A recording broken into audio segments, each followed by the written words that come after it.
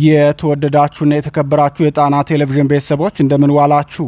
በያላችሁበት ሁሉ አክብሮታዊ ሰላምታችን ይድረሳችሁ እያልን የሐምሌ 8 ቀን 2018 ዓ.ም የጣና ቴሌቪዥን የምሽቱን ዜናችን ርዕሶቹን አስቀድመን እናስደምጣችኋለን።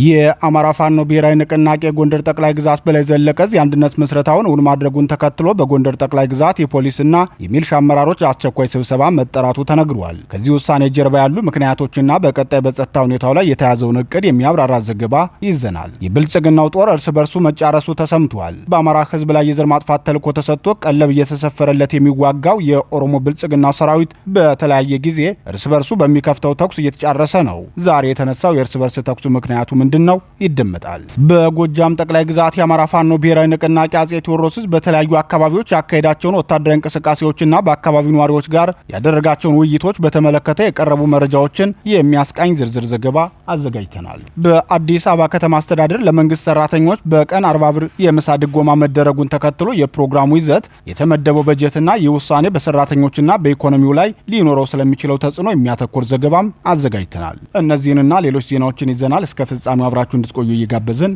ወደ ዝርዝር ዜናዎቹ እናልፋለን።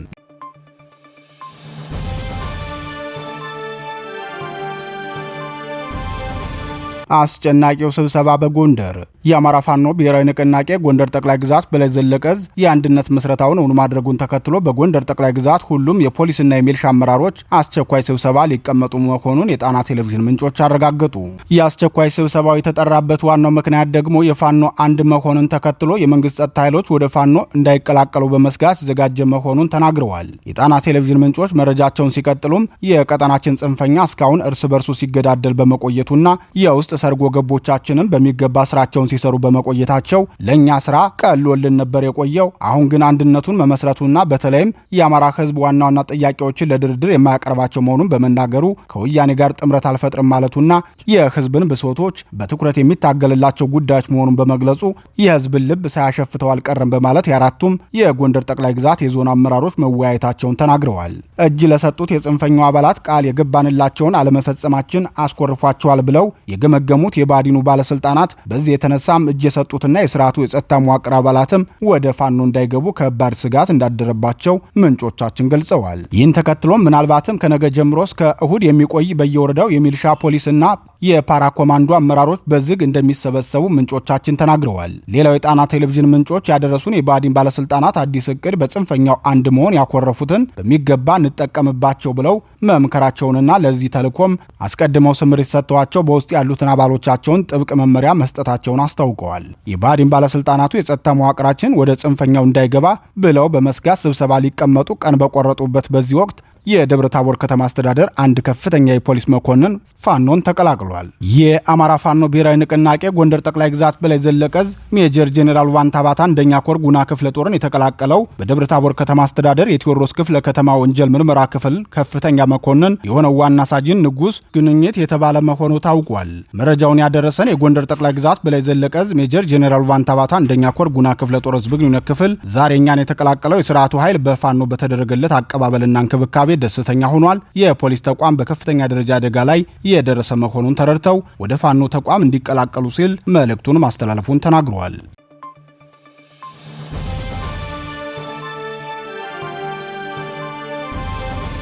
የብልጽግናው ጦር እርስ በርሱ ተጫረሰ። በአማራ ህዝብ ላይ የዘር ማጥፋት ተልዕኮ ተሰጥቶት ቀለብ እየተሰፈረለት የሚዋጋው የኦሮሞ ብልጽግና ሰራዊት በተለያየ ጊዜ እርስ በርሱ በሚከፍተው ተኩስ እየተጫረሰ ነው። ካለፉት 2 ዓመታት ተኩል ጀምሮ በመጠጥ ብዛት፣ በዘመቻ መበላሸት፣ በእርስ በርስ አለመተማመንና በስርዓቱ ተስፋ በመቁረጥ የተነሳ ተደጋጋሚ የእርስ በርስ ተኩስ ከፍቶ መገዳደሉ ይታወቃል። ከሳምንታት በፊት በሸዋ ጠቅላይ ግዛት ተጉለት አውራጃ የመቶ አለቃውን ጨምሮ በርካታ የሰራዊቱ አባላትና የወረዳው ሚልሻ አዛዥ ከነአጃቢዎቹ ያለቁበት የእርስ በርስ ተኩስ ከፍቶ የተገዳደለው የኦሮሞ ብልጽግና ሰራዊት ዛሬ ደግሞ በዚህ ሸዋ ጠቅላይ ግዛት ከሰም አውራጃ ላይ እርስ በርሱ ተገዳድሏል። የብልጽግናውን ሰራዊት የእርስ በርስ ውጊያ ተከትሎ መረጃውን ለጣና ቴሌቪዥን ያደረሰው የአማራ ፋኖ ብሔራዊ ንቅናቄ ሸዋ ጠቅላይ ግዛት አሳምነው ህዝብ ግንኙነት መምሪያ ከሰኔ 14 ቀን 2018 ጀምሮ ለምዝበራ ዘመቻ የገባው የጠላት ኃይል ቀስ በቀስ እርስ በርሱ እየተዋጋ ነው።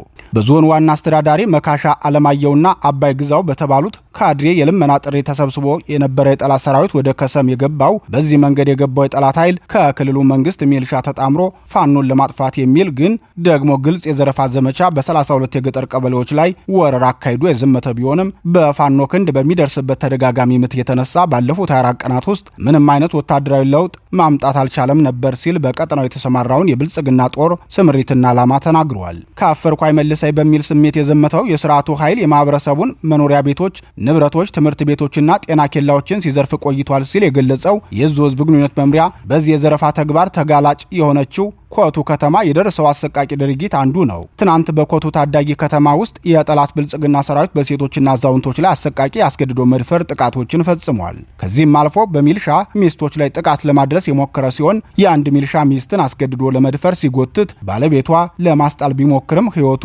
ሊያልፍ ችሏል በማለት የብልጽግናው ሰራዊት ሞራል ቢስነት የራሳቸውን ወገን ለማስገደል መንገድ እየመሩ በሚያገለግሉት የባዕድ ሚልሻዎች ላይም እንዳልተመለሰ ገልጿል። አቶ ኃይሉ የተባሉ የባዕድ ሚልሻ ባለቤታቸውንና ሌላ አንድ ሚልሻን ጓዱን በአሰቃቂ ሁኔታ የኦሮሞ ብልጽግና መከላከያ በግፍ እንደገደለባቸው የሚናገሩት የመረጃው ምንጭ በዚሁ ጥቃት የተነሳም በሰራዊቱና በሚልሻ አባላቱ በተፈጠረ ተኩስ በትንሹ 10 ግለሰቦች ከሁለቱም ወገን ተገድለዋል በማለት አስተያየታቸውን ሰጥተዋል።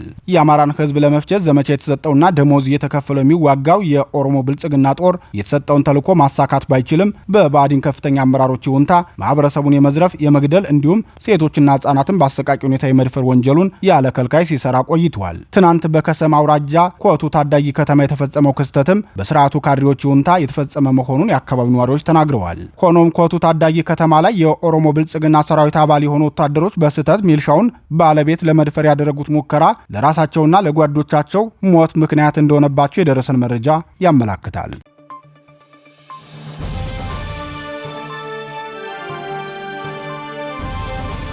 የፋኖ የተጋድሎ ውሎ በጎጃም የአማራ ፋኖ ብሔራዊ ንቅናቄ አጼ ቴዎድሮስ ህዝብ በዛሬው ዕለት በጎጃም ጠቅላይ ግዛት ብርቱ ተጋድሎ በማድረግና ህዝባዊ ውይይቶችን በማካሄድ ስኬታማ ስራ መስራቱን አስታወቀ። የዙ 109ኛ ኮር በብልጽግናው ሰራዊት ላይ የውጊያ የበላይነት ሲወስድበት የ206ኛና 102ኛ ኮሮች ደግሞ የትግሉ ባለቤት ከሆነው የአማራ ህዝብ ጋር ውይይት አካሂደዋል። የህዝባችን አደራ በመጠበቅ ቃል ኪዳናችንን በመስዋዕትነት ይጸናል ሲል የገለጸው የዙ 206ኛ ኮር 34ኛ ክፍለ ጦር በባሶ ሊበን ወረዳ ባካሄደው ህዝባዊ ውይይት ስኬታማ እንደነበር አስታውቋል።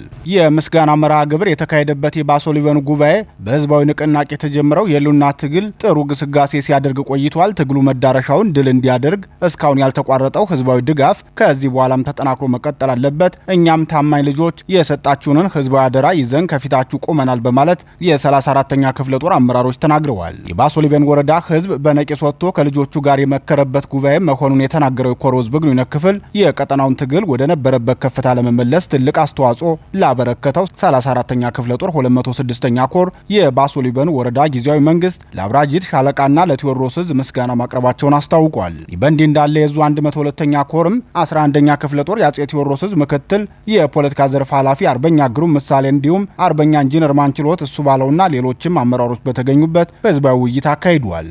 የአማራ ፋኖ ብሔራዊ ንቅናቄ አጼ ቴዎድሮስ ህዝብ 109ኛ ኮር 99ኛ ክፍለ ጦር በምስራቅ ጎጃም ዞን ባካሄደው የዕለቱ ተጋድሎ በብልጽግናው ሰራዊት ላይ ወታደራዊ ኪሳራ ማድረሱን አስታውቋል። ውጊያው ዛሬ የተካሄደው መነሻውን ከአማኑኤል ከተማ በማድረግ ዙ 23 ሞርተር መድፍና ቢኤም ይዞ ወደ ደጋ ሰኝን ከተንቀሳቀሰው የኦሮሞ ብልጽግና አውዳሚ ሰራዊት ጋር ነው። በውጊያው የአጼ ቴዎድሮስ 109ኛ ኮር 99ኛ ክፍለ ጦር በላይ ዘለቀ ሻለቃና አጼ ቴዎድሮስ ኮማንዶ ዩኒት ድንቅ ጥምረት በመፍጠር ያካሄዱት ተጋድሎ ሲሆን በውጊያውም በርካታ የብልጽግናው ሰራዊት እርምጃ ሲወሰድበት በርካታ ጥቁር ክላሽንኮቭ የነፍስ ወከፍ መሳሪያ ከነተተኳሹ ለፋኖ ገቢ ሆኗል። በ109ኛ ኮር ብርቱ ምት የተመታውን የብልጽግናውን ሰራዊት የአጼ ቴዎድሮስ 206ኛ ኮር 24ኛ ክፍለ ጦር ስናን አባጅሜ ሻለቃ በቆረጣ ተቀብሎ ተጨማሪ ብርቱ ምት እንዳሳረፈበት የኮር ህዝብ ግንኙነት ክፍል ያደረሰን መረጃ ያመላክታል። የአጼ ቴዎድሮስ ተጋድሎ ቀጥሎ በምዕራብ ጎጃም ዞን ደንበጫ ወረዳም ብርቱ ውጊያ ያደረገ ሲሆን ከደንበጫ ከተማ ወደ ገሊላ የተንቀሳቀሰውን የኦሮሞ ብልጽግና ሰራዊት በኢንጂነር ክበር ተመስገን ሻለቃ አባላት ብርቱ ምት መመታቱን የዙ መረጃ ክፍል አስታውቋል። በዚህ መልኩ ከባድ ምት ያረፈበት የብልጽግናው ሰራዊት የዘመቻውን ጉዞን በመሰረዝ ወደ መጣበት ሊያፈገፍግ ግድ ብሎታል።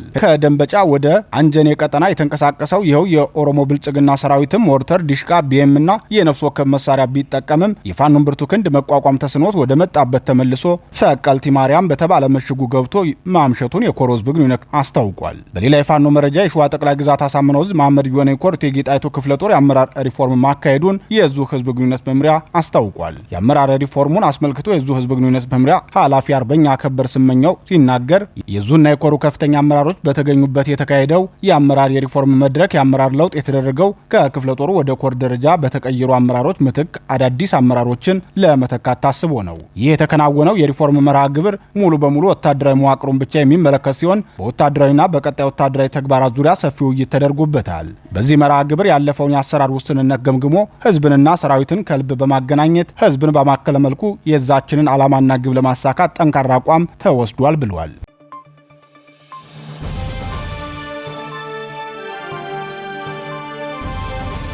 የመንግስት ሰራተኛን ምሳ እያበላው ነው። አዳነች የአዲስ አበባ ከተማ አስተዳደር ለመንግስት ሰራተኞች በቀን የ40 ብር ድጎማ በማድረግ የምሳ ወጪ እየሸፈንኩ ነው፣ ለዚህም በአመት 2.3 ቢሊዮን ብር በጀት መድብ ያለው ሲል ይፋ አድርጓል። የከተማ አስተዳደሩ ሲቪል ሰርቪስ ኮሚሽነር ጀማሉ ጀንበር በጉዳዩ ዙሪያ በሰጡት አስተያየት ሰራተኞቻችን ጥራቱን የጠበቀ ምግብ እንዲመገቡ በየመስሪያ ቤቱ ካፍቴሪያዎችን አደራጅተናል። በዚህም በቀን 40 ብር ሂሳብ ለሰራተኛ በመመደብ ያለ ስጋት እንዲመገቡ ያደረግን ነው ብለዋል። የብልጽግናው ስርዓት ወደ ስልጣን ከወጣበት ጊዜ ጀምሮ የህዝብ የኑሮ ደረጃ ከቀን ወደ ቀን እየተመሰቃቀለ መሄዱ የሚታወቅ ሲሆን በተለይም ቋሚ ደሞዝ ተከፋይ የሆኑ የግልና የመንግስት ተቋማት ሰራተኞች ከፍተኛ የኑሮ ጫና ላይ መሆናቸው የሚታወቅ ነው። በዚህ የተነሳም በርካታ የመንግስት ሰራተኞች የምሳ ሰዓታቸውን በሃይማኖት ተቋማት ግቢ ውስጥ እያሳለፉ ሲሆን ቀሪዎቹ ደግሞ በሆቴሎች የተረፈ ምግብ ለማግኘት እንደሚጠይቁ የኢትዮጵያ ሰራተኞች ኮንፌዴሬሽን በፓርላማ ቀርበው መናገራቸው አይዘነጋም። የመንግስት ሰራተኞች ትራፊ ምግብ ለማግኘት የሆቴሎችን ደጅ እየጠኑ መሆኑን ተከትሎ የኦሮሞ ብልጽግና ስርዓት ከዚህ በኋላ ሆቴሎች ትራፊ ምግብ ለሰራተኞች እንዳሰጡ የሚል ክልከላ በማውጣት የጭካኔ ጥጉን አሳይቶ ነበር። ከዚህም ባለፈ ደግሞ የህዝብ ኑሮ የሚያከብዱ ውሳኔዎችን በተከታታይ በማሳለፍ የድሃውን ማህበረሰብ ለከፋ የኑሮ ጫና እየዳረገው ይገኛል። ይህን ተከትሎ ከፍተኛ የፖለቲካ ጫና የገጠመውና የህዝባዊ አመጽ ስጋት የገባው የኦሮሞ ብልጽግና መንግስት ዛሬ ይፋ እንዳደረገው የመንግስት ሰራተኛውን ስነ ልቦና የሚሰብር ሌላ ውሳኔ አሳልፏል። የመንግስት ሰራተኞች ትምህርታቸውን ተምረውና ተወዳድረው በሚሰሩበት አገር የተሻለ የውድድር አማራጭን ከማስፋት ይልቅ የሰራተኞችን ጥያቄ ከምግብ ያለፈ እንዳልሆነ ለማስመሰል የካፍቴሪያ ምግብ ስፖንሰር ማድረጉን ገልጿል። በዚህ ጉዳይ አስተያየታቸውን የሰጡ አንድ የከተማ አስተዳደሩ ሰራተኛ ድርጊቱ ከድጋፍነት ይልቅ ለክብር ያለመጨነቅና አልፎ ተርፎም የሙስና በርን ለመክፈት የታሰበ ነው ሲሉ ይናገራሉ። እኒሁ አስተያየት ሰጪ ሀሳባቸውን ሲቀጥሉም የመስሪያ ቤት ካፍቴሪያ በሚል ስም የአንድ ብሔር ተወላጆችንና ለስርዓቱ በመረጃ ሰጭነት የሚያገለግሉ ግለሰቦችን በየመስሪያ ቤቱ ያስገባሉ። ከዚያም የሰራተኞችን የሐሳብ ነጻነት ከመንጠቅ ጀምሮ ግለሰቦችን መዋቅራዊ በሆነ መንገድ ለመደገፍ ከወዲሁ እንቅስቃሴዎችን እያየን ነው ብለዋል። በአዲስ አበባ የምግብና የጓሮ አትክልቶች እንዲሁም የቁም እንስሳትን ግብይት አስመልክቶ የስርዓቱ ከዓመታት በፊት ባወጣው መመሪያና ባሳለፈው ውሳኔ መሰረት ኦሮ ፍሬሽ የሚል ያለ ተወዳዳሪ የጓሮ አትክልት በቅናሽ ዋጋ አቅራቢ ነው የተባለ ተቋም ይዞ መጥቶ ነበር። ቆይቶ ግን ተቋሙም የተሰጠውን ኃላፊነት መወጣት አልቻለም። የገበያው ሁኔታም ከነበረው የባሰ ሆኖ ተገኘ። በዚህ የከተማ አስተዳደሩ አዲስ ውሳኔም የስርዓቱ ታማኝ ግለሰቦችን በብሔርና በሃይማኖት ማንነታቸው እየተመረጡ ስራው እንዲሰጣቸው የሚደረግበት ስልት ነው የተቀየሰው። በጉዳዩ ዙሪያ ተጨማሪ አስተያየት የሰጡ የማህበራዊ ሳይንስ ተመራማሪው በበኩላቸው መንግስት ኃላፊነት የሚሰማው ቢሆን ኑሮ ችግሩን ከምንጩ ለማድረቅ ነበር መስራት የሚገባው እንጂ ለመንግስት ሰራተኛ ዳቦና ጥቅል ጎመን በመደገፍ የሚቀርፈው ችግር አይኖርም። የችግሩ ምንጭ አንደኛ ጦርነት በመኖሩ ምክንያት ጦርነቱ የሀገሪቱን ሀብት ሆነ አምራች ኃይል እየበላው ነው። ሌላው ስር የሰደደ ሙስና የስርዓቱ መገለጫ መሆኑ ነው። ከዚህ በተጨማሪም የማክሮ ኢኮኖሚው የገጠመው ስብራት ስለሆነ መንግስት በእነዚህ ላይ ትኩረት ቢያደርግ ነበር ዘላቂ መፍትሄ የሚሆነው ብለዋል። በሌሎች የሀገሪቱ ችግሮች ላይ ከዘላቂ መፍትሄ ይልቅ የጊዜ መግዣ መንገዶችን ብቻ የሚመርጠው የብልጽግናው ስርዓት በዚህኛው የከተማ ነዋሪዎች የኑሮ ጫና ላይም ያቀረበው መፍትሄ ችግሩን የሚያባብስ እንጂ መፍትሄ ሊሆን እንደማይችል የማህበረሰብ ሳይንስ ተመራማሪው ተናግረዋል።